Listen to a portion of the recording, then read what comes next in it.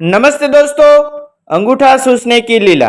बचपन में हर शिशु अपने पैर का अंगूठा मुंह में डालकर उसे पीता है।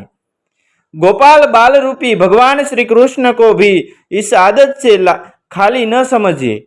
उनको भी यह लत थी, पर सामान्य शिशुओं की तरह आकरण नहीं, वह सकरण थी। बालकृष्ण अपने पैर के अंगूठे को पीने के पहले यह सोचते हैं कि क्यों ब्रह्मा, शिव, देव, ऋषि, मुनि यदि इन शरणों की वंदना करते रहते हैं और इन शरणों का ध्यान करने मात्र से उनके सारे पाप नष्ट हो जाते हैं।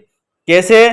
इन शरण कमलों के स्पर्श मात्र से गौतम ऋषि की पत्नी अहिल्या पत्थर की शिला से सुंदर स्त्री बन गई।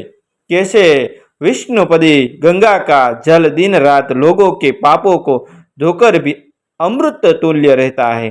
क्यों ये शरण कमल सदैव प्रेम रस में डूबी गंगानवों के वक्ष स्थल में उसे रहते हैं।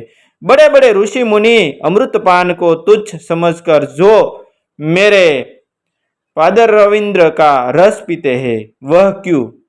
क्या वह अमृत से भी अधिक स्वादिष्ट है? इसी बात की परीक्षा के लिए जो शिशु कृष्ण यह निज पद पान रूपी खेल क्या करते हैं। थैंक यू दोस्तों।